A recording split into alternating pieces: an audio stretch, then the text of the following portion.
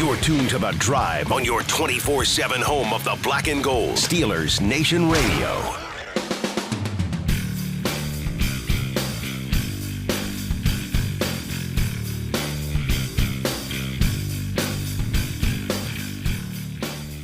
Good afternoon, Steeler Nation. It's The Drive on the Steelers Audio Network. Wes Uhler and Matt Williamson here with you for the next 2 hours on this Wednesday as we continue to kind of put a bow on the regular season and the playoffs and the Super Bowl that was, and kind of just balancing, walking that tightrope, Stevie Ray Vaughan, of wrapping up the season's proceedings, getting ready for the combine and free agency and the draft and all those good things. Right around the corner.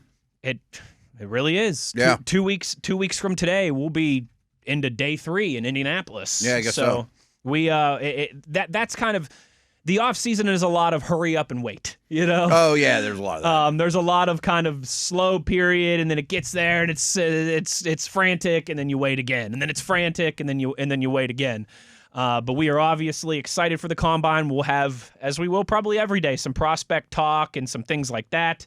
We will, Matt, for the first time in a while, probably the first time since the end of the NFL regular season, we'll have a little fantasy football conversation today. I wanted to touch on something, yeah. I've got some fun. I want to make this, you and I have laughed before about, you and Dale were true football guys. Mm-hmm. You were in the scouting world and then into media. Dale has been covering teams, real reporter and journalist. Boots on the ground, right, yeah. I cut my teeth in this business producing.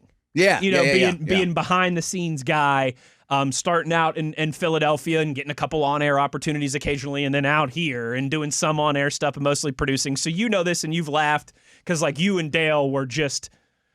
I mean, he's been around the Steelers way longer than I was, right. And right. you guys were kind of a lot of freelance kind of jazz, to your program. And I told you I still want to do that stuff. I just want to tell you, hey, we're playing in the key of A minor here. In this, but I still have that producer brain of always trying to think of how to frame things and that.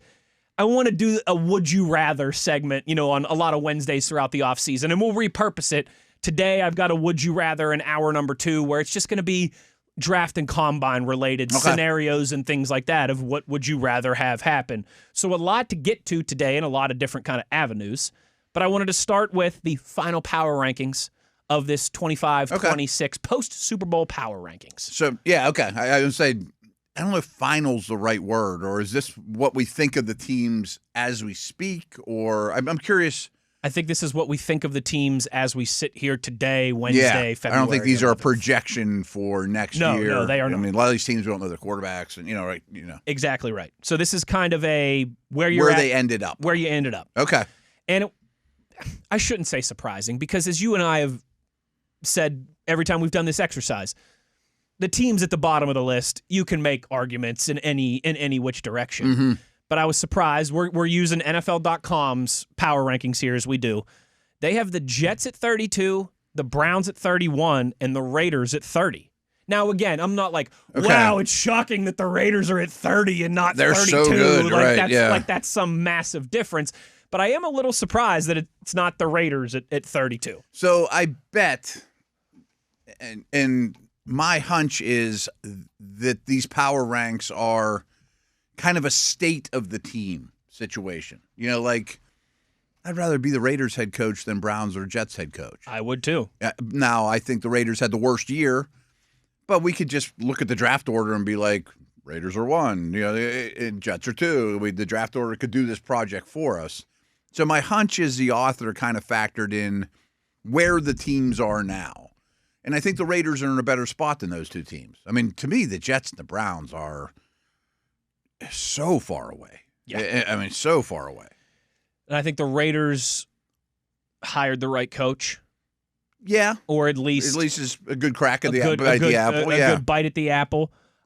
You and I both think Ashton Genty and certainly Brock Bowers are very, very capable. And then, you're sitting first overall. You're going to draft Fernando Mendoza. Or at least, if anyone's going to get that top pick from you, they're going to give you a ransom for it.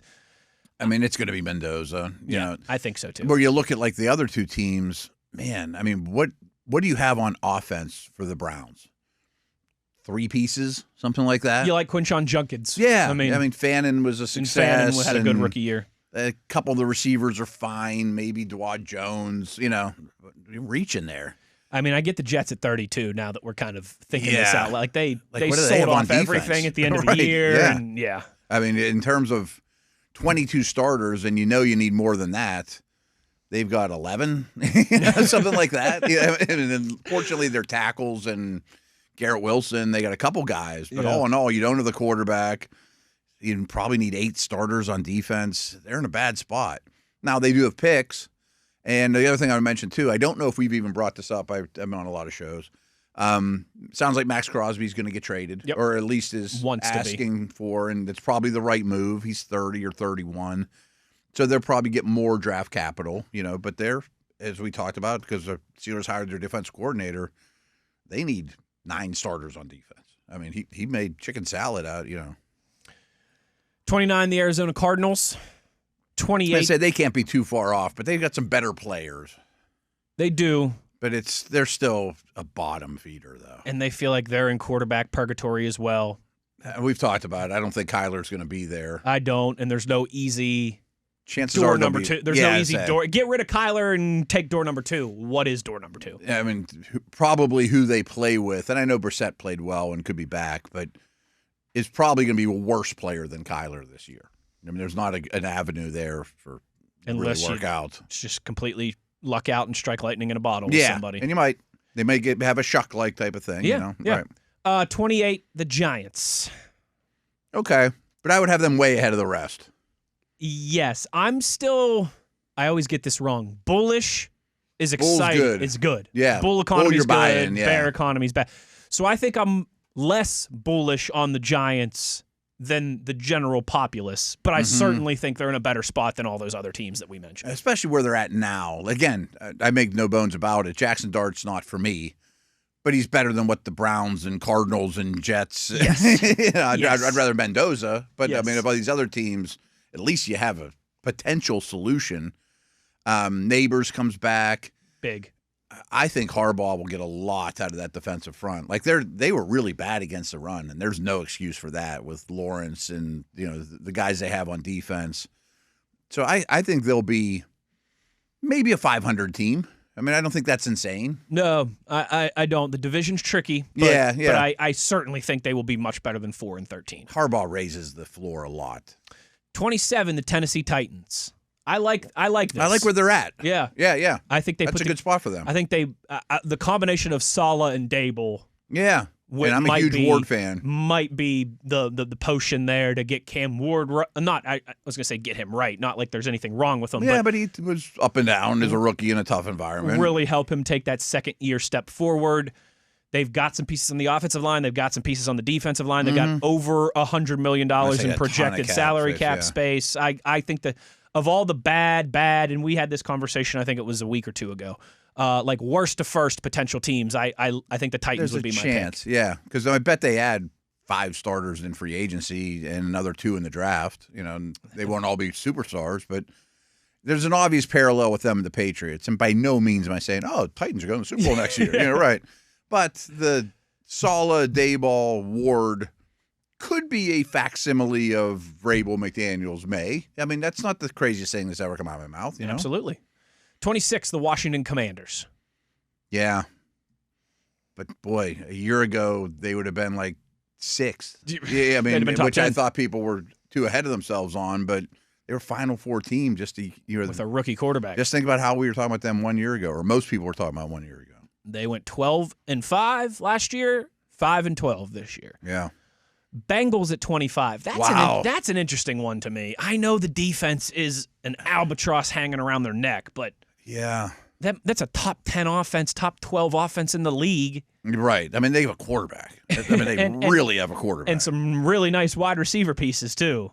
I mean, I can't imagine a world where they're a 5 or 6 win team. Like the Dolphins are a spot ahead of them. I think that's They're not even close. That's ludicrous. I would have the Dolphins the Dolphins are closer. way too high at 24. Dolphins would be behind the Giants and only ahead of Arizona group. Yeah. I mean, that's where they're at. I think that's fair. And there's an argument that they could be 30. I might rather be the Raiders than the Dolphins right now. At least they have a quarterback and less cap problems. Dolphins are a disaster. Bengals shouldn't be that low. Dolphins should be pushing 30 on this list. I mean, I'm surprised. And Bengals a little too low for my liking. Dolphins a little too high for my liking. One note on the Bengals I just happened to read today, and it's not gospel, but Pro Football Focus put out a player at every position that was noticeably better in the second half of the season than the first half of the season. And they had an interior line and a tackle. And they both were Bengals. It was Dalton Risner, a guard, and Mims, who we knew was a project. Yeah. So like if you look at their O-line like, oh, it's terrible. It's not terrible. I mean, it's with what they have, they're okay on the O-line. It's all defensive problems. But Burrow's awesome. Yeah. And if he's healthy, they're going to be better than the 25th team in the NFL. Mm-hmm. Saints checking in at 23. I think that's about right. Yeah, and I think that's progress. I think you're happy about that if you're the Saints. Certainly. They've got some veterans like the Cam Jordans and the DeMario Davises of the world to decide on, but I think they're moving in the right direction. Yeah, I think so too. I think they have a coach. I think they have a quarterback. That's a good start. 22, the Atlanta Falcons. Saints are also a good example of you go tackle. You start building an O-line, the floor starts coming up. Mm-hmm. Yeah. Who was the next one? Atlanta Falcons at 22. Yeah, I'm cool with that. Coaching changes. I don't know. I mean, Penix to me is a lot like McCarthy, where you probably have to sink or swim with the guy, but there's a good chance you sink. Yeah. 21, speaking of sinking and swimming with a guy, the Minnesota Vikings. Yeah, similar organizations. There's a lot of things in place.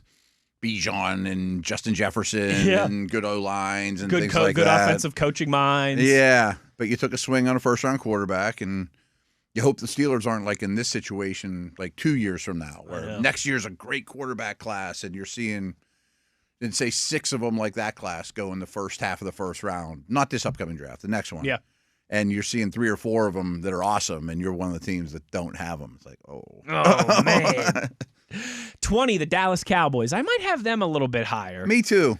I did a show about, and we talked through this too, is non-playoff teams that you like their chances to get in next year.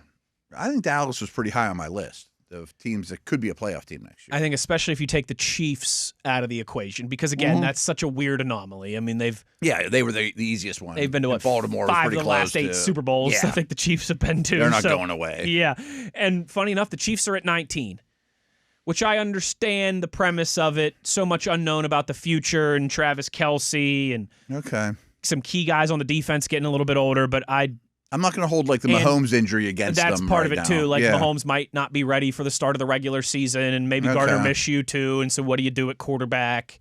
Yeah, but I bet 5 to 10 of the next teams we talk about would say, "I'll trade that situation. I'll swap you. I'll swap you out. Yeah, you got Mahomes." Tampa Bay Buccaneers at 18. Yeah, like Kansas City should be ahead of them. Yeah. I think that's about right for Tampa. That's fine. I think maybe a couple spots higher, but about league average. Them versus Carolina is interesting in that division. It is, and they're coming up soon. Colts at 17, Carolina at 16. Okay. Colts are an interesting one too, just because of the quarterback health factor. But if we're kind of thinking, well, I guess we can't think too big picture. That's not what power rankings are about. I guess that does factor into some degree. Who's my starting quarterback on opening day? Riley Leonard got hurt too, so it's just a weird quarterback situation for the Colts. But you like the rest of the roster. Mm-hmm. Now they showed glimpses of being much different than this last year, but they're kind of like my definition over the last 5 years of the most average team in the league. Not bad, not good, but average, and they're kind of where they're at still. It's easy to get stuck in that mushy middle, and it's hard to get out. Yeah. Yeah. 15, the Baltimore Ravens. Yeah, I don't think they're out of the woods. I mean, like I heard some people talking about Super Bowl odds. They're one of the best chances to go to the Super Bowl next year in the AFC. It's like them and the Chiefs might be 1 and 2 or 2 and 3. I'm not sure I'm there yet. I mean, they still have line of scrimmage issues, especially if Linderbaum leaves. Man, I think there's a really good chance he might. Mm-hmm. He might, as you've said a few times, be traveling up that New Jersey Turnpike to the Meadowlands to reunite with his former head coach. 14, the Detroit Lions. Wow. Just really talking about just how many coordinators and coaches they've continued to lose. Yeah, it's a lot of brain drain. And a defense that's pretty banged up and, needs to get healthy going forward. And the O-line was such a strength, and the interior now is not where it's been by any means. Ragnow talking about retirement potentially? He's done, yeah. Or did he officially announce it? He came back, and then he didn't pass the physical That's or whatever. Right, that's right, yeah, that's right. And he had all kinds of things wrong with him. But, I don't think Goff's declining, but you might want to start thinking about a succession plan sooner than later. A third-round pick on a Nussmeier or something like that. Man, that window closes fast. Yeah, that's what I was going to say. Is you look like you're so stable and you're just going to keep winning. This time last year, they would have been top 5. They'd been top 5 in this exercise. I think they could get back there. Yeah. I mean, the window's not slammed, but it's a little narrower to crawl in. They need to hit on some draft picks and find the right guys in free agency. And it's tough. I mean, like I did a Seattle thing and a Patriots thing. It's like now you got a first place schedule. Now you're picking 31 and 32. Like the Lions had a few years in a row where they were picking high in the draft and first place schedule, and it's a little tougher. It's tough to stay on top, man. Sure is. 13, Green Bay Packers. Yeah, still a really young roster. Good young quarterback. And assuming Tucker Kraft returns to full strength, I think they're in a good spot. Parsons will come back there. Certainly. Yeah. I may even have them higher now. I talk through that. They're pretty good. Number 12, your Pittsburgh Steelers. I'm surprised they're that high, just considering the quarterback situation. If you would have asked me before this exercise, predict where the Steelers are, I would have said 15, 16-ish. I was sitting there thinking 17 would have been my magic number. Like in Colt land. Not much. I mean, if I'm saying 15, 16 and they're 12, it's not a drastic difference, but I just think like Green Bay having Jordan Love would, probably be enough just to bounce them ahead for me. Yeah. If you're a team with a clear-cut franchise quarterback situation. Mm-hmm. But I think this general range is about right for the Steelers. I do too, and I know they're all pretty far spread apart, but Bengals, Ravens, Steelers, I'm not sure that I think they should be clustered closer together. Agreed, because of the quarterback situation. Two teams have awesome quarterbacks and one doesn't. Yes. Right. And that goes a long way in this league. Yeah. The Eagles at number 11. I'm fine with that. I know there's coordinator stuff and there's upheaval and there's A.J. Brown went out, but they got a lot of good players. They do. And I know there's a lot of whispers about Lane Johnson and Landon Dickerson potentially retiring, but until that happens, that would bump them down like 5 spots. Down big time. If you got to find 2 more starters on offensive front. Maybe the opposite end of that equation, the LA Chargers check in at 10, and getting back those 2 stud offensive linemen is a big part of the reasoning. Yeah, that's a good call. And, now they got a decent group of weapons. Hampton, Herbert's in his prime. I think Adam McDonald's a really useful thing to that offense, too. Like, I think the Chargers' offense could be quite good next year. I do, too. And I would expect that defense to He's always going to keep the defense competitive. Yeah. Number 9, into the top 10 here. The Jags check in at number 9. Trending the right direction in a big way. Yeah. Got some good young talent. Trevor Lawrence is looking the best that he has. I Feels think like he's turned the corner. Right coach. Yeah. Coach quarterback is one of the better ones in the league, I'd say, right now. You know, just projecting. Number 8, the San Francisco 49ers. They're never going to go far. Yeah. I mean, like McCaffrey and Trent Williams, and these guys could fall off cliffs. I mean, they've had a lot of beat-up dudes. Injury is always an issue with those guys. But Shanahan's they dealt with all that this year. Yes. And they were still really good. And they were still really They might have been good. the 5th best team in the league this year. Number 7, Bears. Chicago Bears check in at number 7. I think that's about right. Yeah. Talk about quarterback and coach. I mean, they got a lot of momentum right now. And a lot of momentum. Yeah. And I really like where they're at. I do too. Number 6, the Houston Texans. Citing that dominating defense and getting C.J. Stroud back to where he needs to be. Well, that's the question to me. And that's the tip of your tongue just because how bad he played at the end, too. Most people think they're going to extend him this offseason. And they probably should, but it's just there's a recency bias. It's kind of like Darnold last year, those last 2 games. Like, why is Seattle going after this guy? Well, the other 16 were great. Right. Number 5, the Buffalo Bills. Allen carries so much weight. He sure does. But the rest doesn't. No. I mean, O-line and Allen in a run game and Cook. But I don't love just elevating Joe Brady as the head coach when you're moving on from Sean McDermott. I think they got worse in the coaching world. I do too. I like Jim Leonard, but he's unproven at this. Yeah, I forgot Leonard. Okay, yeah, I mean he's a rapid riser. Yeah. I mean, just a couple years ago he was at Wisconsin, So I mean he's a rapid riser. He's clearly one of those up and comers, but it's a lot of inexperienced coaches in their role with an organization that's clearly sending a message that it's Super Bowl or bust. Yeah. I think Allen will always keep them super competitive, but if he falls off a little, their window could start slamming shut. Big time. Number 4, the AFC runner-up Denver Broncos checking in at number 4. Makes sense. I think that's a great spot for him. Yeah. I don't adore Nix. I mean, I think he's good. I mean, he's going to be the quarterback. I'm not implying he should be replaced, but I remember doing like a post-mortem after they got eliminated. They don't really have any needs. They're hardly losing anything. I think they can kind of like put the cherry on top and like grab the tight end that, Sadiq or somebody like that, or one more receiver or Kenneth Walker, or, you know what I mean? Like go get some shiny guy that touches the ball, To throw into that mix. Yes, certainly. Number 3, the New England Patriots. I would have them lower. I think I would too. Not just because they got beat bad a couple days ago. The O-line and pass catcher situation is still totally. It reminds me, like, where would we have Washington last year at this time? 3, 4, 5, and it's a little artificial. You're walking before you can run, or running before you can walk type thing. The offensive line is an issue that's going to be hard to fix from where they're drafting. And Stephon Diggs, I don't think, is going to do what he did this season again at his age. No. And just the pass catchers across the board. They don't have a great tight end, There aren't many quarterbacks I'd pick ahead of May in terms of who we're building around from here forward. Yeah. That's very valuable, but the defense is good. I might have them a few spots lower, but I understand that. I knew that benefit of the doubt still. Right. And then, Matt, no surprise here. I think the teams that you and I had 1 and 2 probably since about Thanksgiving. The Rams check in at 2. The Seahawks check in at 1. Yep. Did a postmortem on Seattle, though. I mean, Shaheed's a free agent, Kupp's old, so they're going to probably need another receiver.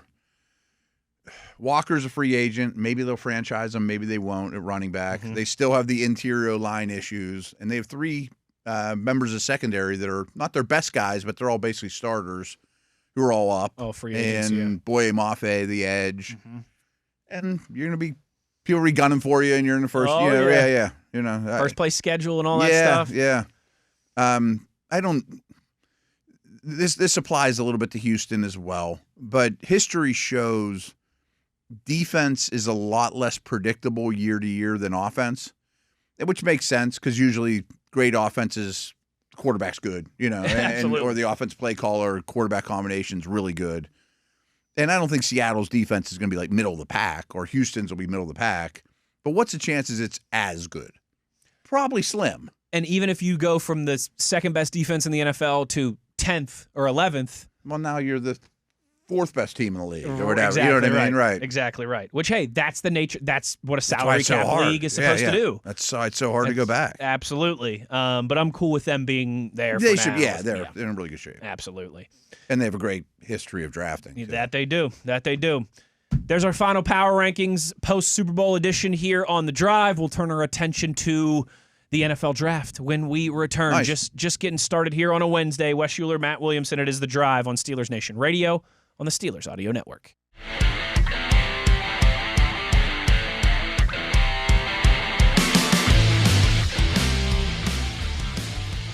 Back here on The Drive after a beefy opening segment, Matt. Oh, yeah. Yeah, bringing in heavy. That's feeling like the regular season there, baby. We do want to talk some NFL Draft, top 100 prospects here from our guy, Dane Brugler, of course, of The Athletic. I was texting with him yesterday. I think we're a real good chance he'll be sitting down with us to Combine and maybe doing a little bit more. Yeah, I was going to say, we'd love to just have him on the show over the phone at some point to maybe He's a little bit of a busy guy this time of year. I know it. Maybe even like we could talk to him at the Combine and then maybe just again like sometime in April or something leading up to the draft. Because, I mean, all credit to him. I like to think you were, I'm not going to lie about this. You were the one that put me on to Dane Brugler. Oh, yeah. Before he was with The Athletic, when he was still cutting his teeth and coming up in the industry. Yeah. And now he's 10 years ago, he wasn't a household name, and he's a younger guy. The first time I went to the Combine with you and Dale, he was like I had no clue who he was, and you were like, we got to talk to this guy, Dane Brugler. Was he with the Ringer at that point? I'm trying to think what his career history was. But anyways, he's one of those guys that if you've listened to our coverage at the Combine, you've heard his name before. He's like the next Kuiper or McShay. He's younger. He's been doing this draft stuff for a while, and he's going to keep doing it for a long time. He did some consulting with NFL teams for draft stuff as well, and he's as good as there is as a draft analyst out there. And everyone, well, maybe not everyone, but the beast that he puts out is incredible. The most thorough. And it's like a 500-page thesis on everyone in the NFL draft. Played center field in 8th grade, all kinds of crazy stuff like that. So, yeah. His lunch lady said that he used to stick his cheese sticks in his peanut butter and jelly sandwich or whatever. He really digs deep. One thing about Dane, and I haven't heard him say it this year, but I regularly listen to his podcast too, is, speaking of Combine, his Combine goal is to say no to nobody. All the requests he gets, if I can go there for that many days and not have to tell anyone no, everyone I can get everyone yes and sit down with everyone that asks, I did my job. That's awesome. I mean, that's hard to do. Oh, in his shoes. He is like the prettiest girl at the pageant. I mean, this time of year, it's hilarious. He'll be on Radio Row with the Buffalo Bills crew, and he stands up to after he's done with his hit, and 4 other people are like, Dane, can we have you over here? Dane, Dane, come with us. Come on, Dane, do it. And his whole goal is just to not tell anyone no. Well, a good thing for us, he's Matt Williamson's in cahoots with him, and we'll definitely. He's been a regular with us since we've been going to the Combine. Yeah, we'll get to talk with him at some point for sure. His post-Super Bowl top 100 prospect rankings. So this is not a mock draft. Right. Just top 100 rankings. I thought this would be good to kind of kick around. We don't need to spend time on every single one of these guys. This got to be 18 or 19. Right. But that's not what it's about. It's more so just getting familiar with these names that we're going to continue to hear so much about over the next few months. Super quick. So I know you listened to his most recent podcast where they're talking about the top 100, but what's harder, I just want people to know this because I've done both, he's done both. It's way easier to do this for the Steelers. It's much harder to do it just generically, this wide receiver versus center, You and I, when we're doing our mock drafts for the Steelers, we're not taking an edge rusher in the first round. Right. It's completely off the board. You're not worried about drafting a center. You're not worried about some of these things. And scheme, this guy's a really good player, but he doesn't fit what we do. Right. Back in the day when 3-4-3 was such a big deal, well, Joey Porter wasn't for everyone, so he got him the 3rd round. Right. Jason Gilden, those type of dudes. Great example. Number 1 on his big board is Arvell Reese, the linebacker at Ohio State. Mr. Do-It-All, think Micah Parsons. So I'm trying to familiarize this list is a great way to familiarize yourself with new names, too. Not that Reese is a new name. Yeah. Because they have a little drop down on each player, and it's like 3 or 4 sentences. Just give me the thumbnail, give me the elevator pitch. And I liked one thing. I went through and I read all 100 in the last 24 hours, which doesn't take you long. It takes you a half hour at most. But I liked his comparison. Everyone's like, "Oh, this guy's Micah Parsons." That's pretty rare. But yes, he mentioned that he's a mixture of Micah Parsons, somewhere between Micah Parsons and Jalen Walker. Yeah, Atlanta's first-round pick, who's an exceptional player, by the way. You'll take that guy. Yeah. Mendoza at 2, which I don't want to say was surprising to me, but I like because I know some people in their top 100 have him a little bit further down. Oh, okay. Like he's going to be the we know he's going 1. He's a quarterback, but at number 2, I think says a lot from Dane here having him number 2 on just his overall big board. Jeremiah Love, the Notre Dame running back that you and I have said a few times might be the best player in this class. I think he hasn't final grades on these guys yet. I mean, we haven't seen Combine, but I think in the write-up he said he's going to have Love ahead of Genty from Ashton Genty from last year, which is pretty high praise. It sure is. I would have Bijan ahead of both as a prospect. I think so too. Yeah. I think so too. Yeah, I do. Caleb Downs at 4, another Ohio State guy. Chess piece on the board there. Dane says he's one of the better safeties I've ever evaluated. Yeah. And it's weird. I mean, 2 of the top 5 prospects, no matter what, are safeties and running backs. Usually it's a tackle, it's an edge, And number 5, Another off, and I know Arvell Reese is a different type, but another off-ball linebacker in Sonny Styles out of Ohio State. So 3 of his top 5 on his big board are Ohio State defensemen. Yeah. And linebacker, safety, running back, all in the top 5. It's not premium position type draft. Number 6 is a guy that I've discussed with you plenty throughout the season, Texas Tech's David Bailey, the edge rusher. Mm-hmm. Violent. I bet he goes high. Just a violent dude, and he started his career at Stanford before big money bag to Texas Tech. And Stanford's one of those programs like they don't just take you because you're a good football player. Oh, you got to be. I think David Bailey too, in those meetings and everything, real smart. Between the ears, and is going to interview and do combine which raises stuff your very floor well. too. I mean, it definitely gives you less bust potential when your head screwed on straight. Yes, and you're smart. Mansour Delane, I think this is another one of those I've been trying to get an answer on. Is it Delane or Delaney? But I think it's Delane, the corner out of LSU. Mm-hmm. Number 7, Spencer Fanu, another guy that with my a lot of corners with length. A lot of corners with length that are interesting in this one. Corners, tackles, edge rushers, I feel like are very intriguing. Yeah, in this class. I meant to say this before we even started too, but Dane has 17 wide receivers in this top 100. And the majority of them in the top 50, which is super Steeler relevant. There's only 3 interior O linemen, so that's not a strength of this draft. But I mean, that doesn't mean you're not getting guys in the 4th and 5th rounds that aren't decent prospects. But there's not a lot of those. The wide receiver is the one that really stood out of the number of them, and a lot of them are high.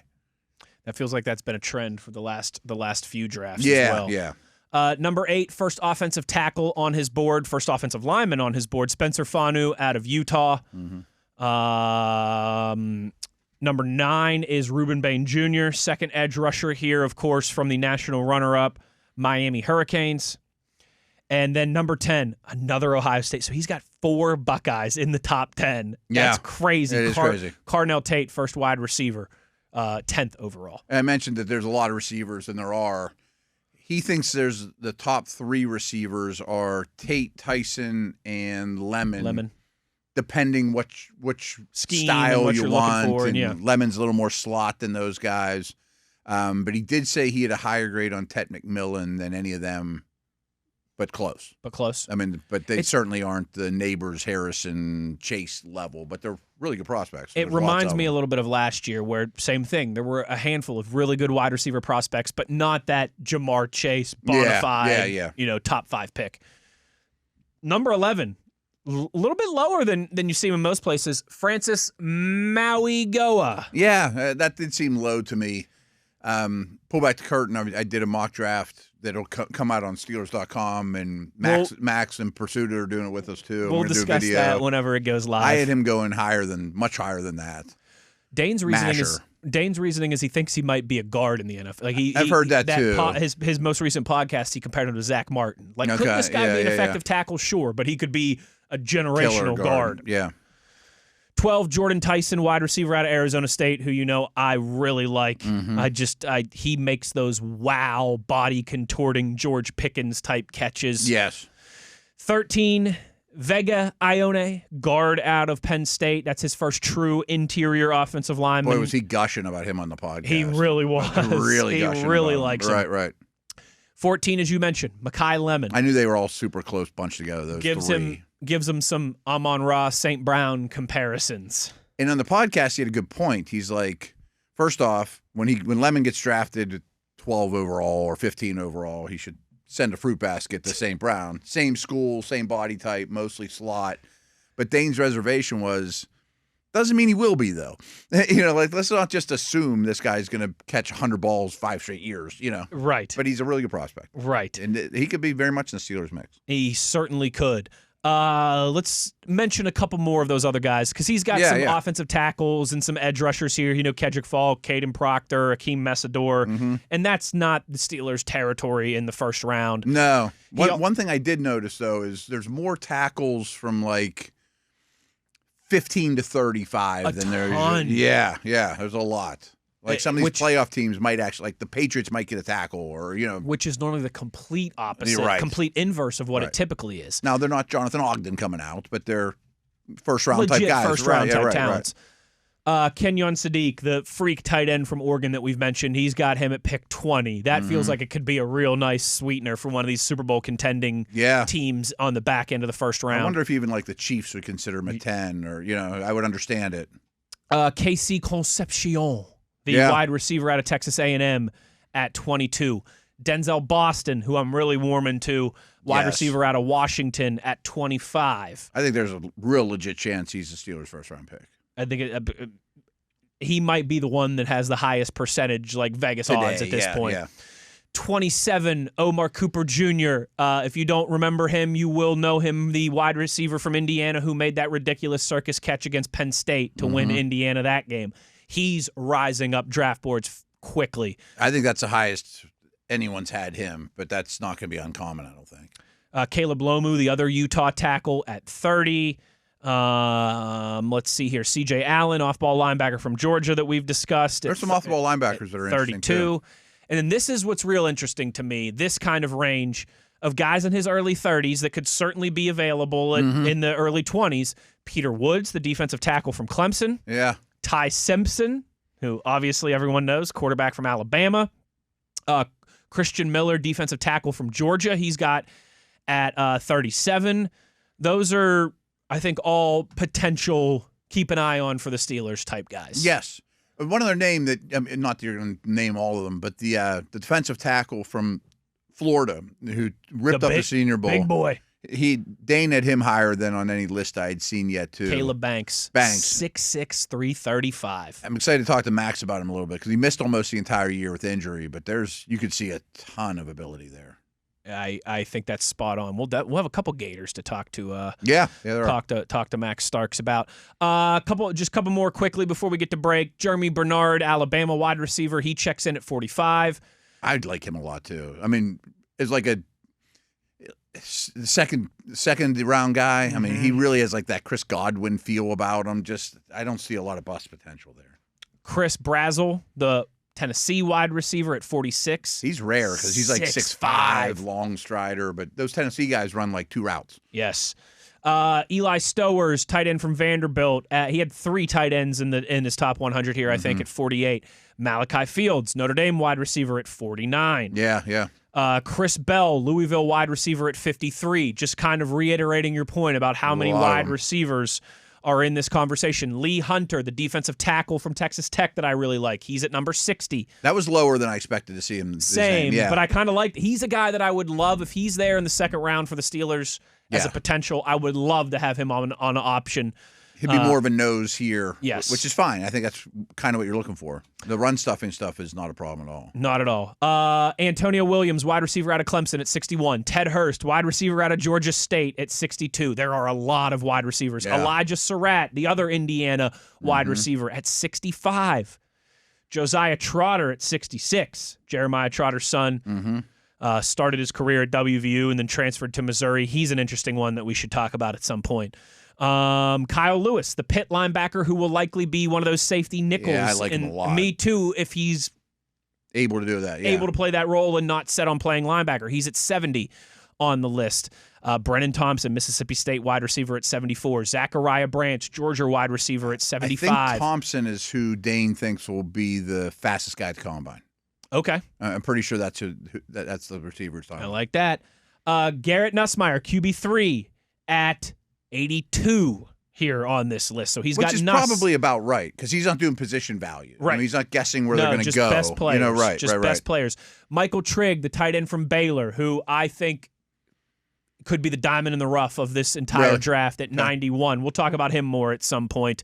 Reggie Virgil, Texas Tech wide receiver, at 94. Bryce Lance, North Dakota State wide receiver, at 99. So, I mean, in the top Trey Lance's brother. Trey Lance's brother. And he turned down a lot of money from Big Ten schools to stick there. To stay there. Yeah, he's an interesting player. So, just in that top 100, what did I list? 10 wide receivers? There's 17 of them.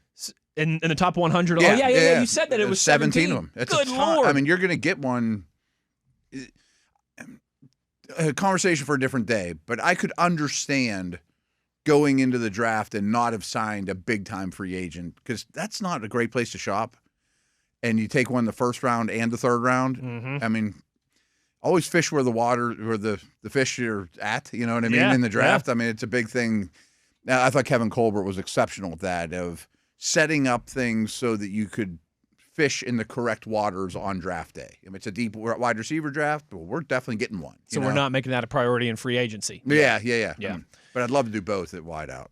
We will talk more about all this as we continue to get closer and closer to the Combine and ultimately the NFL Draft in April.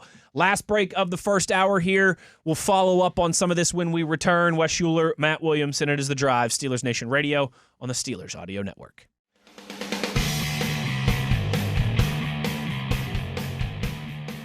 So aside from Dane Brugler, another one of these up-and-coming draft guys that has really made a name for himself over the last 5 years or so, Trevor Sikkema.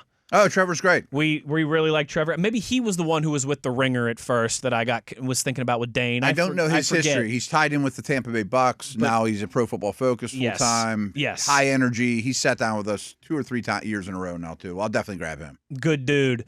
And a barbecue aficionado, so I always like picking his brain about, because I like throwing stuff on the smoker and into that field. And him and I always, during the commercials, I'll ask him a quick question. What have you been doing about this? And what do you find with this? He put out his quarterback rankings and updates and strengths and weaknesses. Yes. And he's doing position by position, because running back came out today. I assume receiver will come out tomorrow. We'll keep an eye on. It's just a handful of them. It's not like 30 of them. Yes, it's the top guys. Yeah. And obviously, as you can imagine, he's got Mendoza at 1. No shocker there. And he's got Ty Simpson at 2. Does he have Simpson too? I don't think that's a shocker. No. I certainly don't think Ty Simpson will be everybody's QB2. Absolutely by the time that we get to April. Mm-hmm. But for right now, I totally get it.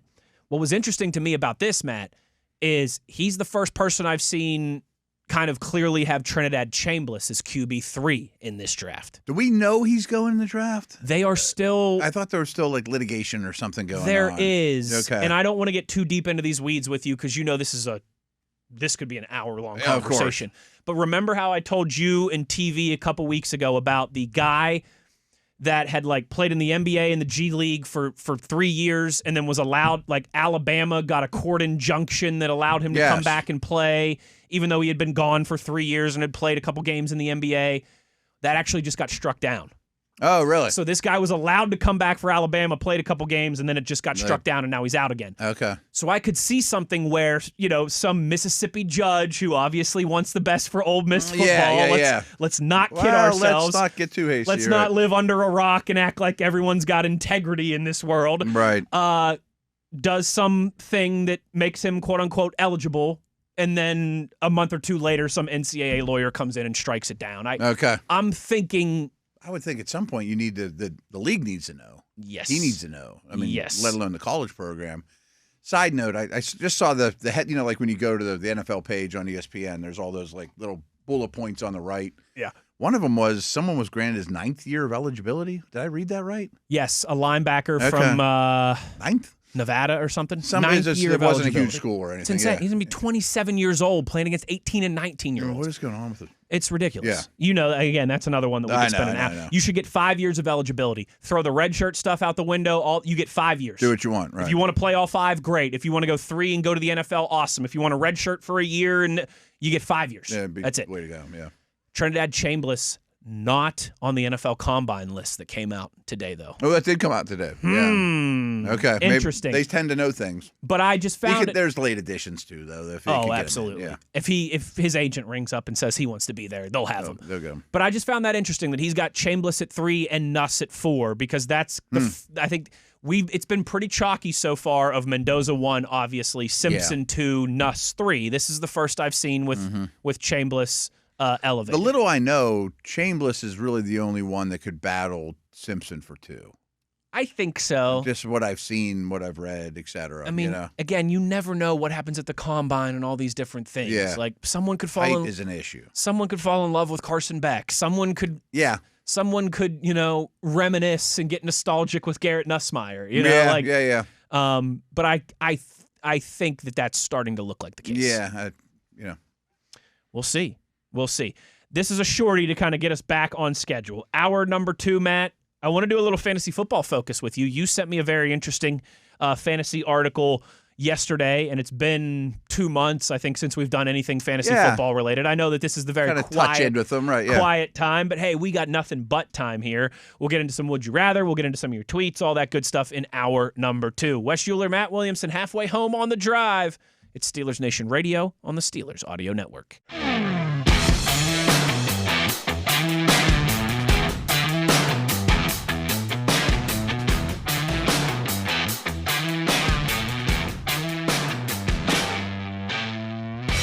Good evening, Steeler Nation. How we doing? Well, that's good. Us too. Hour number 2 here of the drive on this Wednesday. And Matt, sticking with the, we did some way too early power ranking, or I guess maybe end of the line power rankings. Yeah. Now let's do some way too early fantasy football way power too early, of rankings. Course. But yeah. But again, this is this time of year, we've got a lot of wiggle room with our topics. Just to know the names and who, where the strengths are and who do you want, this guy or that guy, or, Is this from Fantasy Life I sent you? This is from Fantasy Life that you sent me, yes. Okay. So I keep teasing the Combine. This is Matthew Berry's site. He started this site. He's got a lot of really good analysts. Ian Hardis and Dwayne McFarland are the 2 top guys. They're phenomenal. I think one of the 2 put this together, either Ian or Dwayne. Matthew, I would say 8 out of 10 years, joins us at the Combine too. Yeah. We were at ESPN together for 10 years. I know him reasonably well. Great guy. So a little teaser for you. But this is a good site. It's a free site. Check it out. It is. They've got a lot. If you are a fantasy football junkie, this is something you should absolutely be familiar with. Even in the offseason. Yeah. So quarterbacks, running backs, wide receivers, way too early 2026 fantasy football rankings. This is very important for me. Are they just top 10s or I can't remember. I haven't looked at it in a while. But it's the top guys. Like top 10, top 12, it we'll looks like. Buzz through them quick. Yeah. And this is going to be very important for me because I actually have the number 1 overall pick in my next upcoming fantasy draft, the big money league that I care about, because here's how we do it. For years and years, I hated it and it drove me nuts, but now that it's benefited me, I kind of like it. Now it's a good rule. Top 4 in our league go to the playoffs. Okay. Next 4 compete for consolation, which the prize is the top pick in the upcoming draft. I see what you're and this is not Dynasty League, so it's right. It's all a wash. But it keeps you, even if you're in that kind of next tier, it keeps you engaged and you still care and all that. So let's start with quarterbacks. Way too early for 2026. Josh Allen, number 1. Is that he might be the best fantasy quarterback that's ever walked the planet? I mean, the touchdowns he produces is nuts, and it's unbelievably consistent. 4 of the last 6 years, he's finished his QB1 in terms of fantasy numbers. Cam Newton's the only one that comes to mind. He didn't last quite as long, but he went like 6 years in a row where he was top 3. But I mean, similar because they're goal line weapons, and Allen's even better. I think he has to be one. I think so. Find the end zone a lot, both with his arm and with his legs. Drake May, number 2. Okay. You mentioned your home league. I won my home league this year. May was my target. Got him in like the 9th round. That's a big huge. coup. Yeah. I actually had like 4 Patriots, which looked a little weird on draft day, but I had Stevenson, Henderson, Diggs, and May. Seattle's D, like my late round picks were money, were quality. Yeah. And that's where you really win these things. I mean, that's the only place like I have an advantage over my buddies a little, because everyone's working off the same list, even if I wrote the list. I mean, they are. They're going off of your list. Yeah, or they just listen to our show and be like, "Oh, Williamson likes May." Number 3, Lamar. Number 4, Burrow. Number 5, Jaden Daniels. Okay, there's some Daniels talk is an interesting one to me. This is that's why we talk fantasy here. And when people used to criticize Dale and I that we talked a little too much, but there's a lot of overlap to the real world. Oh, absolutely. And there is some rumblings that ownership in Baltimore doesn't want Lamar running quite as much. A big investment. Let's get more out of his career. Obviously, that's a direct correlation. Burrow doesn't run a ton either. I mean, he'll give you. He does enough situationally when he needs to. Yeah. It's 3rd and 4, and he'll get you 5. He'll get you 20 yards a game or something like that. But not the way Josh Allen and Drake May are running. I mean, anyone that knows fantasy, your quarterback almost has to run, and your running backs almost have to catch passes, Daniels is an interesting one. Yeah, and so I would have no problem taking him 5th. I think he's going to get back to Me the too. guy that we all thought he was. He had some durability stuff at LSU, though, too. That's my only concern. Yes, he did. And But I think done, he's a star. He's done better protecting himself, but he's still got some ways to go in that department. 6, Caleb Williams. 7, Jackson Dart. 8, Jalen Hurts. I was wondering where Hurts was going to come in.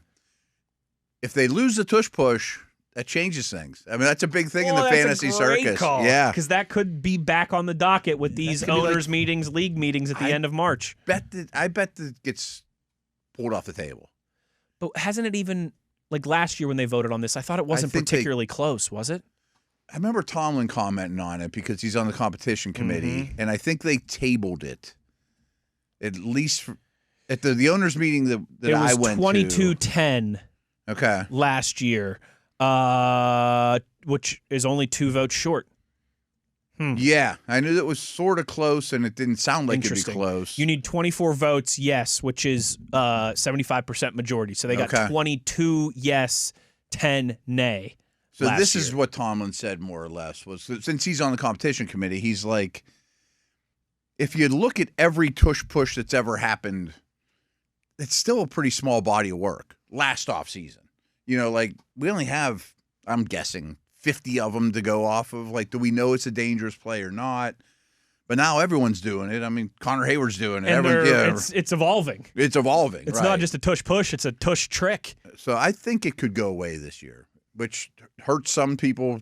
Hurts. The 10 teams last year that voted to keep it: the Jets, the Ravens, the Eagles, Patriots, Lions, Browns, Saints, Jags, Titans, and Miami Dolphins. Okay. So those were the 10 last year. So if they can get 2 more, that's not as much of, I thought they needed more than that. Yeah. It's odd that small number of votes can change a rule. I guess 24 out of 32 is. Oh, yeah, I guess so. Yeah, that makes sense. What am I talking about? Jackson Dart at 7. How you feeling about that? It's all about running. Yeah. You know, But neighbors he's coming another back. one who doesn't keep himself healthy. I say I wouldn't pick him that high. Mahomes at 9, Prescott at 10, Purdy 11, Justin Herbert 12 to round out your top 12 quarterbacks. Mahomes and I actually didn't look at these. I just sent them to you, and I knew they'd be good because I trust the site. Mahomes and Herbert really stand out to me. Mahomes is, well, as good value or no? As good value, but then I sat there and thought, well, what if Mahomes doesn't start the season? I assume that has to be factored in at this point. He may miss the first couple games. But Herbert with Mike McDaniels as his coordinator and tackles back, I almost never take a quarterback high. No. Because I can kind of outsmart my team, my league mates, and be like the last guy to take one and then take another one after that. And it's like the one position where if you have to go to the waiver wire on a week because your guy's hurt or whatever, you can always find a quality. Yeah. Sam Darnold was available the whole year. Like Joe Flacco was available the whole time he was putting up numbers in Cincinnati. Those guys for a week or two won't sink you. No, right. And you didn't even mention like a Jordan Love. Yeah. There's many outside the top 12 that could easily end up in the top 5, like May did. Running backs. Bijan Robinson at the top of the board. No shocker there. I think that's an easy one for me. I think you and I are both on board. Jahmyr Gibbs 2, Christian McCaffrey 3. Yes. McCaffrey's interesting. McCaffrey's tough for me. I mean, I've mentioned it 1,000 times. I host a podcast with the Locked On Niners guy, and Brian said, and he's right, he catches a ton of passes, but he's not the same runner he used to be. He's not as bursty, and he only averaged like 3.9, 4 yards per carry. Yeah, the blocking wasn't as good. His yards per carry wasn't great this year. No, they didn't run the ball well as a team. And I thought, and I said on the air with him, I'm like, I don't think of really the running backs fault. I was like, more than you think. Yeah. And he said for 2 years now, he thinks McCaffrey's future is going to be kind of like what Debo was for them. They call it like a wide back, the combination wide receiver running back, that they may draft a running back and just make McCaffrey like a glorified slot receiver with some handoffs. And the receiving stuff's great, but he's been pretty beat up. I don't think I'm using the 3rd pick of the draft on McCaffrey. It's just there's way too much risk there for that high of a draft position. Yeah. Number 4, Chase Brown, Cincinnati Bengals. Oh, I'm not there yet. I'm not there yet. I think he deserves more respect as a quality fantasy football running back. Yeah. But I'm not taking him ahead of James Cook or Devon A-Chain, Jonathan Taylor. No. Definitely those three are ahead of him. Yeah, Cook's at 5, Omarion Hampton at 6. That's an interesting one. I'll be buying Chargers, including Hampton. I'm sure if they were to write up each player, the beauty of Chase Brown is, and same coaching staff coming back, he gets like 80% of the backfield touches. They don't use anybody else. Mm-hmm. James Cook 5, Omarion Hampton 6, Devon A-Chain 7. I just don't want to know what the new staff will do with him. That's the only thing. They fed him so many passes. Same with Ashton Genty, who checks in at 8 on the running back power rankings. I'd probably take him higher than that. Yeah? Just because I think they'll have a real O-line coach, and I think the offense will be real again. And they'll be like, why weren't we using this guy? Yeah, because he did catch a lot of balls, too. 9, Jonathan Taylor. 10, Saquon Barkley to round out your top 10 there. Okay. Barkley's another interesting one. Yeah. No Henry in the top 10. No Henry in the top 10. He checks in at 12. Josh Jacobs, 11.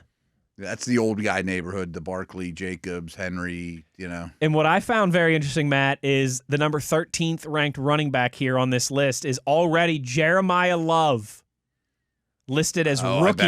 I'm shocked even on the list. But Yeah, I me bet too. I'd have him like 5. Yeah. I mean, if he ends up in Kansas City, he might be 3. It depends where. Even New Orleans, I think, New Orleans would be a great is pretty landing attractive. spot. That's where he's mocked to the most, right in that neighborhood. Kenneth Walker's at 17. Breece Hall's at 18. Yeah. What about, I was a little surprised, Quinshon Judkins all the way down at 23. That feels a little low to me. Coming off an injury and just such a bad O-line, but I'd probably take him before that. I think he's a really good player. I do too. Cam Scatteraboo at 22. I don't know. Yeah. Maybe. Wide receivers, finally, to close down this exercise. No surprise. Number 1, Jamar Chase. Okay. Although, I mean, I think that's up in the air more this year than it has been the last few years. JSN and Nakua were monsters this season. And they're 2 and 3. To no surprise. 4, Amon-Ra St. Brown. I mentioned in the earlier segment, he catches 100 balls every year. He may not be number 1 on the list, but he probably won't drift too far from 4 or 5. He's consistent. 5, CeeDee Lamb. 6, Rashee Rice. I don't know about that one. That seems a little rich. 7, Justin Jefferson. I get it with the quarterback situation, but I know. He was disappointing this year for fantasy. He was, and he was my first-round pick this past season and didn't give me much, but I'm still betting on the player. If you're telling me right now that I can get Justin Jefferson as the 7th wide receiver, I'm not going fish. I would take that. Yeah, like the middle of the second round in your fantasy draft. Nico Collins, number 8. Drake London, number 9. Nothing stands out unusual with that. Chris Olave at number 10. I had him too as a mid-round pick. Like that, my winning team didn't have like the best players in the league, but had like no holes because all my mid and late round picks were solid. Yeah. Neighbors 11, AJ Brown 12. He's declining a little, but he could get moved. Sure could. We're gonna have a That's why so many of these are interesting. Yeah, we're gonna have a wide receiver on the move conversation tomorrow. Actually, 13 Zay Flowers. 14 doesn't score touchdowns though. Yeah, I know. Different offensive system. 14 Garrett Wilson. That poor guy. He might be like McLaurin land that lives his whole life without a quarterback. 15 Tet McMillan coming off Offensive Rookie of the Year. I'm fine with that. 16 George Pickens. Is that maybe just with the unknown around his contract and everything? Because I feel like he should maybe be a little bit higher from fantasy football. Coincidentally, I do a Locked On Dynasty show every Wednesday. And we talked about Pickens' dynasty value, which isn't the same, but I thought I would sell him now. And Michael Fabiano, who you've probably heard of, he works with Sports Illustrated, has been doing fantasy forever. He had a lot of numbers, Pickens numbers with and without Lamb on the field, and it was like 8 fantasy points per game difference when Lamb's out there. Wow. Pickens is awesome, but like in the dynasty world, I'm like, this might be his peak. Makes sense for fantasy. Last one for you as we wrap up this exercise, Matt. They have Ricky Pearsall, 23rd at wide receiver. Is he? I'm a big fan. Is he good enough for a top 24 wide receiver fantasy? That seems a little rich. A little bit. But he could be the Niners' top target, which carries a ton of weight. And Jennings is probably not going to be back. I get it. Doesn't stay on the field, though. I mean, he's missed a lot of time. It's like it's kind of similar to the Christian McCaffrey conversation and some of that. You know, if they're out there, they're going to be productive. One of my targets is McConkey. We were talking about him today, too. I think he could He's have 22. Again, the Charger theme. I think you can buy low a little bit on Chargers. I enjoyed this fantasy football conversation in mid-February. I don't know when we'll next have fantasy football conversation, but we will at sprinkle it in once in a while. some point once in a while. When we come back on the other side, we'll get into some more off-season draft, free agency trades. I've got some would-you-rather scenarios for Matt Williamson that I want to run by him, and we'll do that when we return. Rolling along here on The Drive, Steelers Nation Radio on the Steelers Audio Network.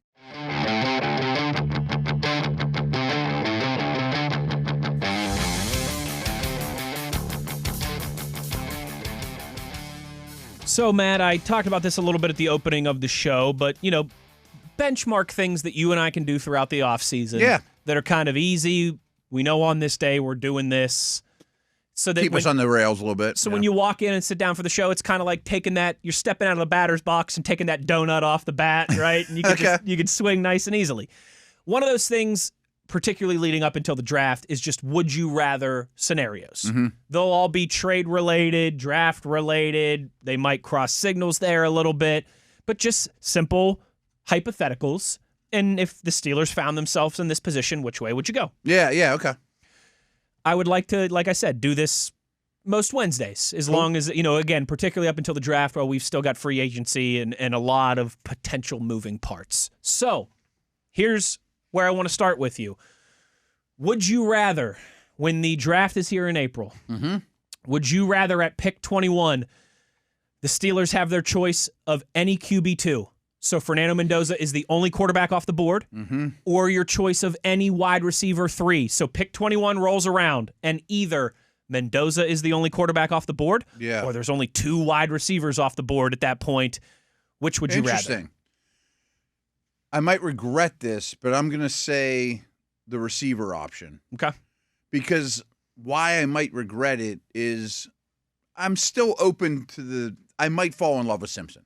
Like the more and more homework I do, there's a chance. And thus, you miss out on what, at that day, I think could be a franchise quarterback because the Jets took him at 16 or whatever. Sure. But if we go back to the Dane segment, and I'm not sure I believe this yet either, he thinks there's 3 that are above the next group. That was kind of my logic, too. And I don't think 4 and 5 or 6 are bad at all. And that the 4 could end up being the Steelers' pick, and you might be just as happy. And we cited some of them yesterday. Justin Jefferson, Smith and Jigba, that went in that neighborhood that weren't the first receiver off the board by any means, that are awesome players. George Pickens was the 9th receiver drafted in his class, I think. So I think I would just be like, I'll take the leftovers from that top 3. That just seems safe. If you gave me that right now, I don't think I'd take door number 2. I'd just be like, okay, I trust the draft Knicks enough that, I end up Jordan Tyson. All right. Right. I'm with you, and that was my logic, too, of QB2, I think regardless, even if we, air quotes, right, fall in love with Ty Simpson or Chambliss or Nussmeier or insert name here, because a lot can change between now and April. And I also don't think I will fall in love. I'm just saying I might. Same. We'll date a little bit between now and then, but I don't think we're going to end up being a marriage. I think I'm going to fall in love with one of these guys as a day 2 project. That type of deal. Right. That all signs point to Aaron Rodgers coming back. You bring this guy in. You got him and Will Howard kind of battling it out. Hopefully they both usurp Mason Rudolph. You've got 2 young guys for the future to continue to try and develop and grow. Learning from daddy. Two brothers, fighting for the throne, Game of Thrones battle here. Exactly right. I saw you tweet about Succession last night. I mean, we got the plan in place. Mike McCarthy and Tom Arth can walk in. Have you ever seen the movie The Dark Knight? Oh, yeah. Heath Ledger, Christian Bale, phenomenal, Batman. Yeah, maybe the greatest superhero movie ever. I think that's the best Batman series for sure. Oh, it's so good. Yeah. It's so good.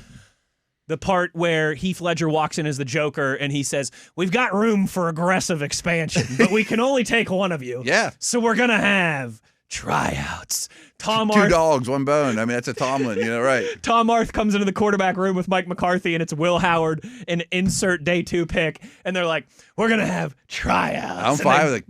Break a cue stick over their leg. That type of scenario, I'm in for that, but I don't want that at pick 21. I want the 3rd wide receiver that I think could be a stud, and then I'll go and get the quarterback. Side note, Labs replied to my tweet like 3 minutes ago. Okay. The Wire, duh. Like, and I don't think he tweets a whole heck of a lot, The Wire's awesome. Okay. I mean, this could be a million conversation. I was in the middle of a game. I've been ending my nights with like the last 20 minutes succession. I've seen them 5-6 times. I know you've been telling me for years I got to watch that show, and I promise you I will. I think you could have told me, Wes, we have 25 minutes left in this show today. Well, you throw a break in there, half an hour left in this show today. I think you could have said, guess the show that Bob Labriola tweeted me about. I would have guessed it too. I would have never gotten to The Wire. That doesn't strike me as Labs. I think The Wire's an amazing TV show. I think I've had this conversation with him. But I can't, The Wire, drug dealing in Baltimore does not strike me as the type of show that Bob Labriola would be into. Yeah. Might not be super familiar with, right? Like he would be more of a Sopranos guy if I'm guessing. Trust me, I got a lot of those back too. Sopranos, Breaking Bad, Sopranos is great, right? But there's a lot of slow, kind of empty calories in The Sopranos is its only problem. Yeah. But no show's perfect. No. Would you rather Wednesday question number 2? So building off of what we just talked about there, would you rather the Steelers have Malik Willis or any quarterback in this draft, your choice of anyone not named Fernando Mendoza? Oh, Willis. Yeah? Yeah. Yes. I would rather, and we're not even talking about the cost. Yeah. Like it's because not like obviously it's like I can get Willis and still have a draft and pick. still have the 21st pick. I'm talking just the play. Would you rather have Willis on the roster or any other quarterback not named Mendoza? Willis. Subject to change if I fall in love with all those guys, but I'm really intrigued with Willis. And I was going to say, for you, that's more intrigue in Willis, I think, than it is a knock on those other guys not named Mendoza. Yeah. I just think he has way more upside than all those guys. If he hits, he could hit big. I don't know that any of those guys can hit big. Like, could be one of the best quarterbacks in the league. The interesting question, and it's one we'll chat about, is would you rather have Rodgers or Willis? That I don't know yet. I lean towards Willis just because of age. I think so. Yeah. For me, the number one reason the number one thing that would excite me most about having Aaron Rodgers back is him tutoring Will Howard and potentially another young quarterback. Yes. And I like that whole theory we just talked through too. Two young guys battling it out for the throne. If and when Aaron Rodgers is back, you're not going to convince me that it's going to be better than it was last year. But with Malik Willis, you could convince me that it could be better than it was last year. There's at least 8 years. There's at least a possibility for the next 8 years. This is the difference to me. Like if Aaron Rodgers is back, I think about winning 10 games and going to the playoffs again, and maybe you win a playoff game is still the ceiling. Whereas with Malik Willis, it could be like, hey, if this guy takes off, maybe the ceiling is higher. Now, McCarthy's offense with 2 really good receivers added, someone might snip this in week 10 when Willis is 1-9 with Miami and it looks like a disaster and be like, you thought one of the best quarterbacks of all time compared to this bust in the third round was I might be real wrong. No, absolutely. But again, it's also too just your thought. Are you thinking the way the Steelers think of the next game is the most important in this year and whatever gives us the best chance now? Well, then it's Rodgers. Duh. But if you're saying like I want to buy a lottery ticket where I might only win $5, but I could win $5 million, it's the risk reward conversation. Yeah. Rodgers' floor is much higher, but at this point of their career, I think Willis has the movement higher skills are and as you have total opposite end of the spectrum. You've highlighted a million times, that's what you need for modern NFL quarterbacks nowadays. Would you rather Wednesday question number 3? This one's going to center around a Lamar Jackson trade. Okay, so I guess let's say this is a would you rather from the standpoint of the Raiders. Okay. Would you rather take Mendoza and keep all your draft picks, or would you rather trade the first overall pick, your 2027 first rounder, and another day 2 quality pick for Lamar Jackson? Wow.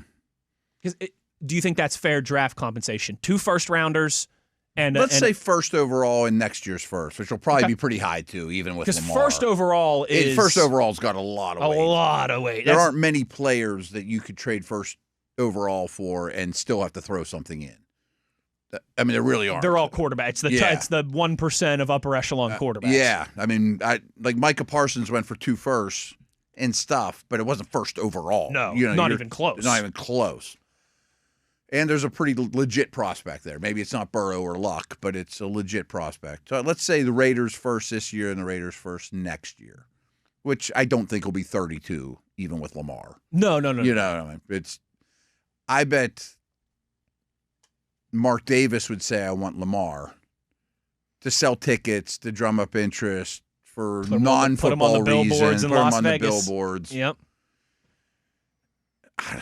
What's Lamar going to be like in 3 years?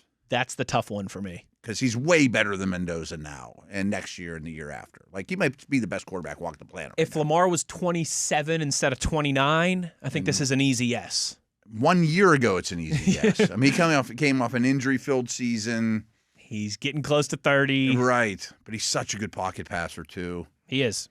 That I think part I'd of his take game. Lamar. Yeah? What if you're the Ravens?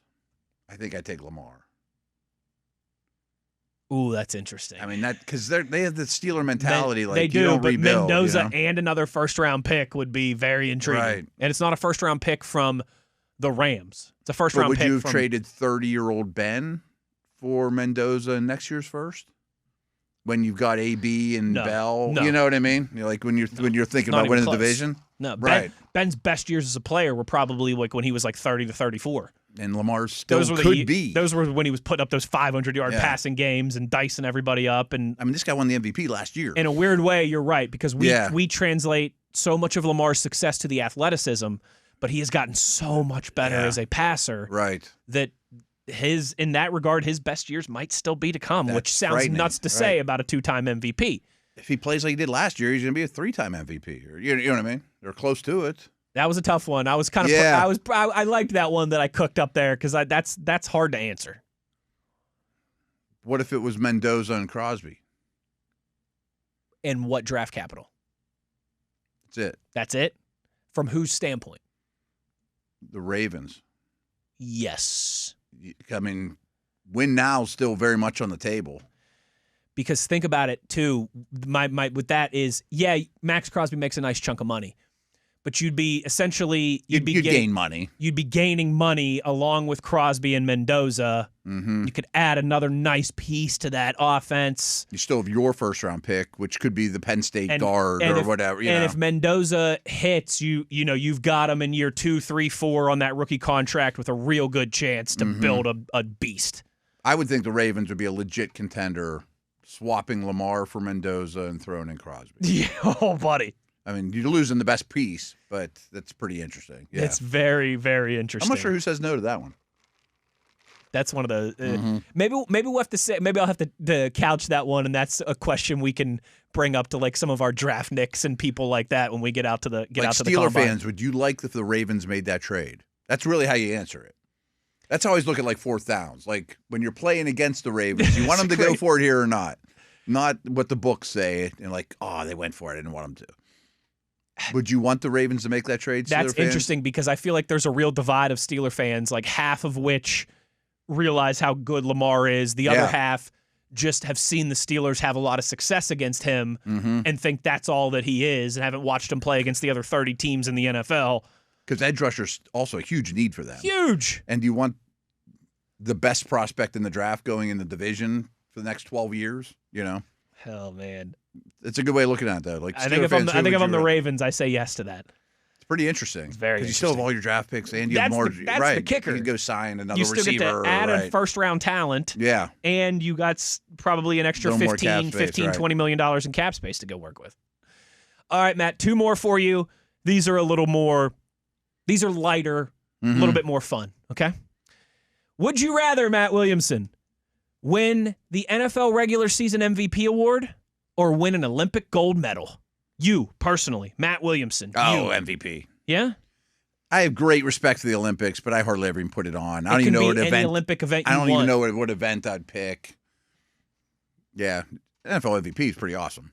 It is, but it's ultimate team sport, where if you win the gold, it's you, baby. Like, for me, if it's the 100-meter dash, I think I'm choosing the gold medal because then for the next 4 years, I get to call myself the fastest man in the world. Pretty cool. Like, I can't even relate. I was never the fastest amongst my friend group or anything like that. So, super quick story. When I was with the Browns, I sat in on several of the combine meetings, and we bring in prospects, and of course we had a high pick. And as one of them was walking out the door, I'll tell you who it is later, and it ended up being a bust. One of the scouts had been there a long time, put him right in the spot as he's walking, like hand on the door handle. Pro Bowl or Super Bowl? And he went, Pro Bowl. We're like, oh, not like that. You've told me that story before. Yeah, and I thought that was pretty good. I think I remember who it is. I'll ask you during break. Yeah. I think unless it's 100-meter dash, and I can say I'm the fastest man in the world for the next 4 years, I think I would go MVP too, just because what that means for your pocketbook is much greater.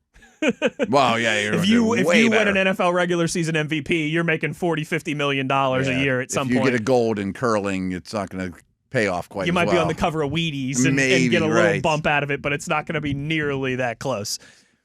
Last one for you, Matt. TV and I kind of were laughing about this one before the show. Today is the 25th anniversary of a pretty significant moment in the Pittsburgh sports landscape.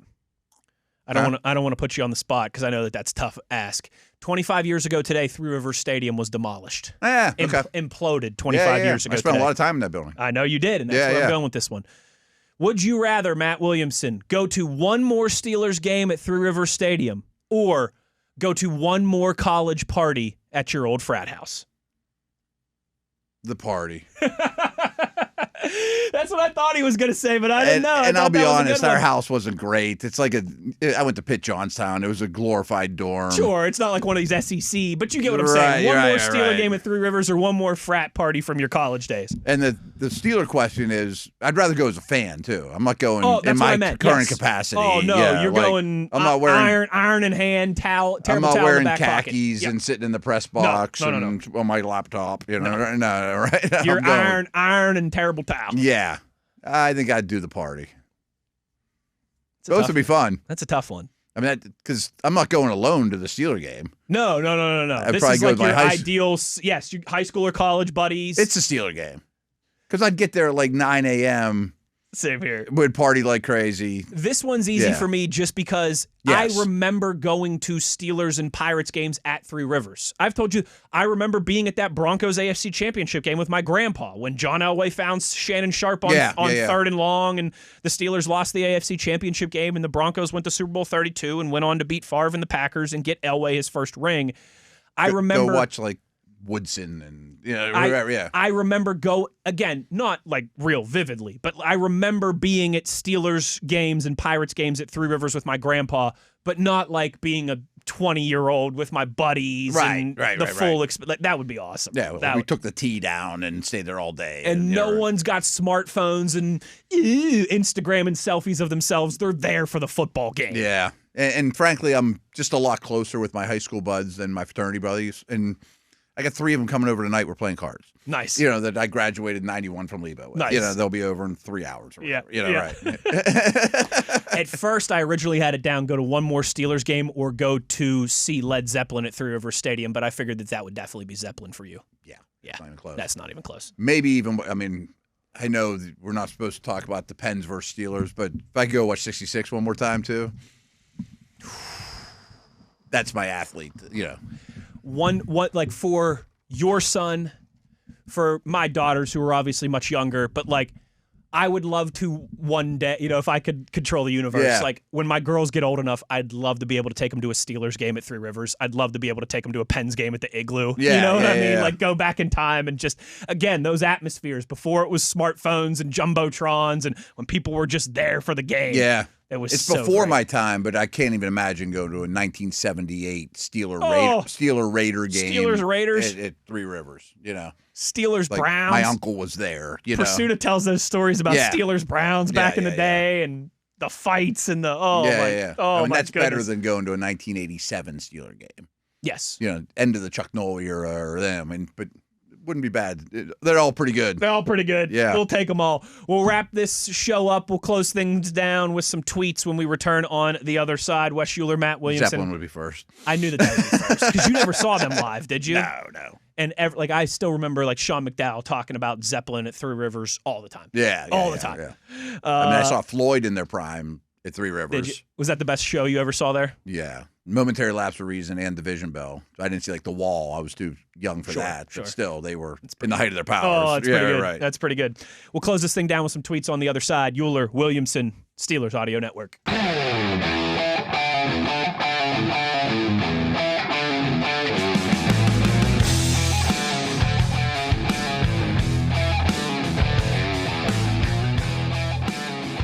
Down the home stretch here of the drive on this Wednesday as we put a bow on today's proceedings with some of your tweets before we get up out of here. Chris tweets us and says, if you were trying to, find the next reclamation project, Sam Darnold type, which of these would be the most appealing? Now, I think I know your answer because he's the one we've talked about the most. Malik Willis, Kyler Murray, Mac Jones, Tua Tagovailoa. It's Malik, right? Yeah. Like, pretty obviously. Yes, but I think we have to pull him out of the equation. That's what I was going to say. So how about the other three? Kyler Murray, Mac Jones, Tua. Tua's a distant last. Especially with the contract. You're right. I mean, I guess if he gets cut, I think he'll get off cut. The, I think the he'll books, get cut. But I think his destination is go be Matthew Stafford's backup. One of those take a reclamation year off. projects. Go study abroad. Go study abroad for a semester. Yeah, no pressure. Mac Jones is better than I give him credit for. I'm always really hard on him and think he's a system quarterback, and that everyone is, but I'm using that in a negative connotation. But he's a quality player and would probably fit in reasonably well. I don't think Kyler's a good system fit for this offense.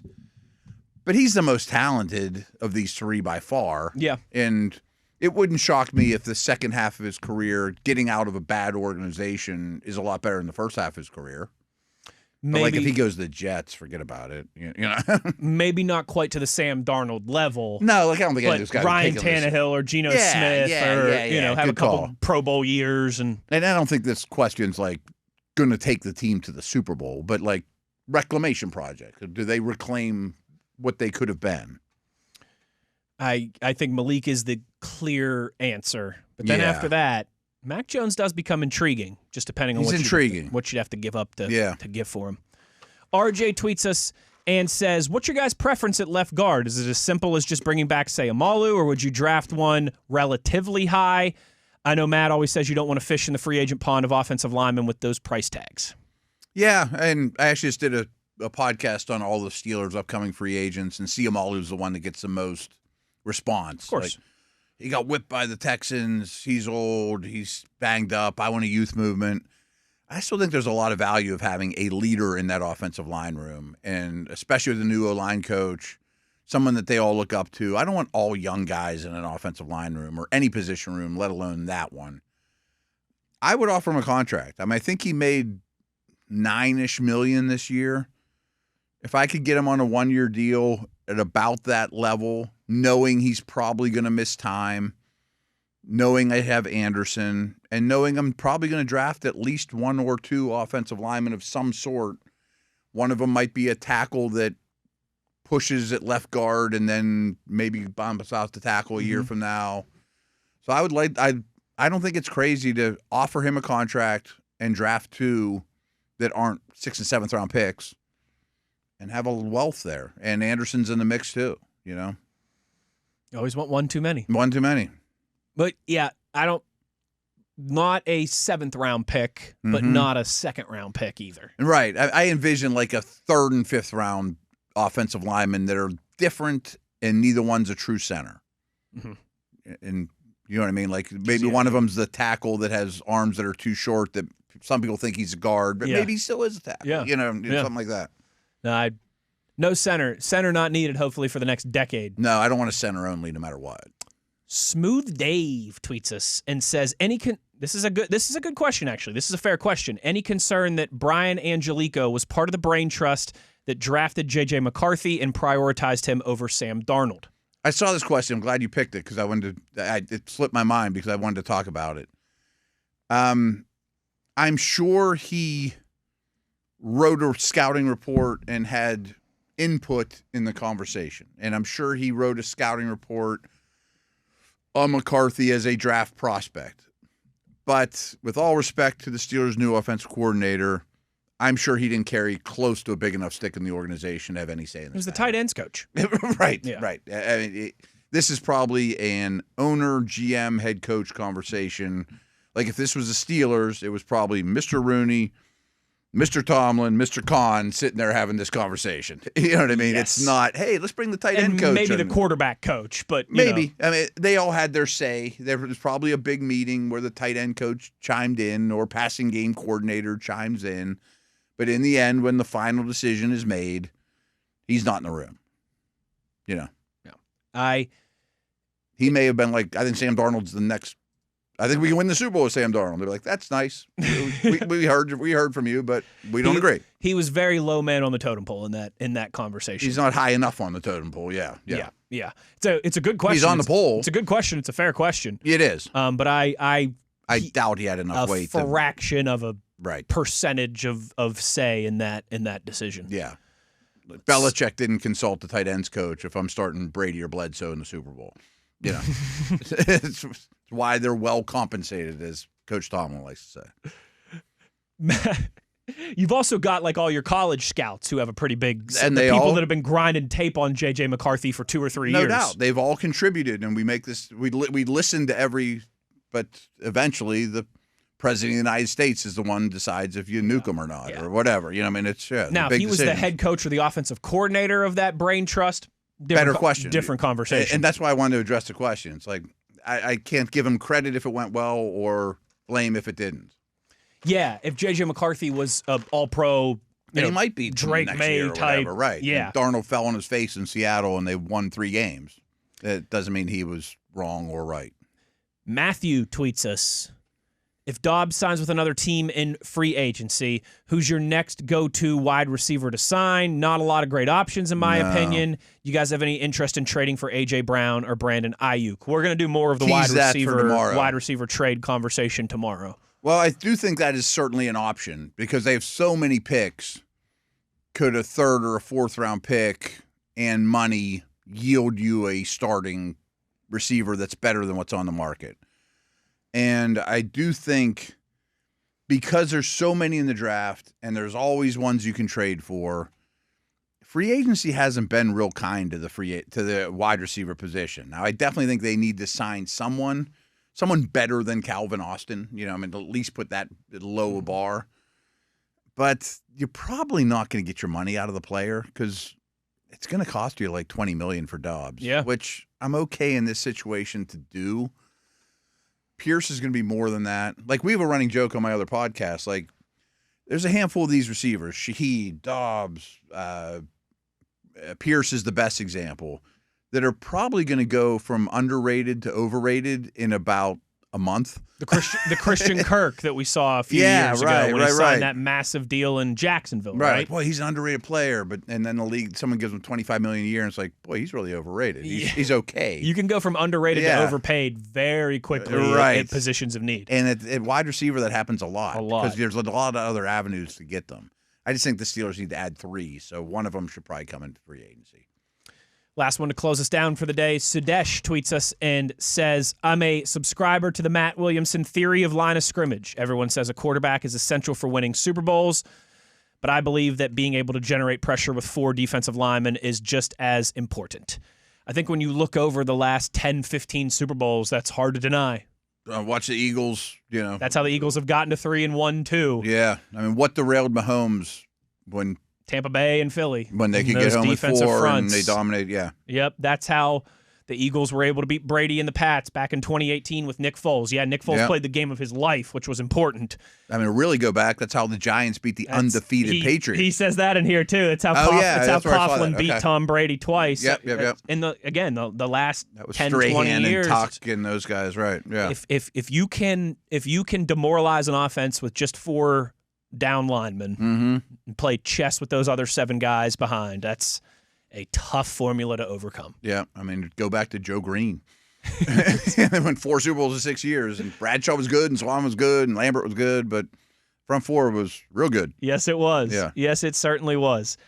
That'll do it for the show today. Had some fun. We touched on a lot of different topics, a lot of different bases. Yeah, we did. Here today. Tomorrow on the show, we will do some of those wide receiver trade candidate conversations. I also believe we'll catch up with our buddy Chris Halleck and continue to talk some draft and combine and free agency stuff as we roll along here through the month of February. Thanks to Nate Dogg on the ones and twos for producing, Mr. TV, Tyler V on the video side of things on YouTube. For Matt Williamson, I'm Wes Uhler. Take care, everybody. We'll talk to you tomorrow. As always, you know where to find us. It's on your 24/7 home of the black and gold, Steelers Nation Radio on the Steelers Audio Network.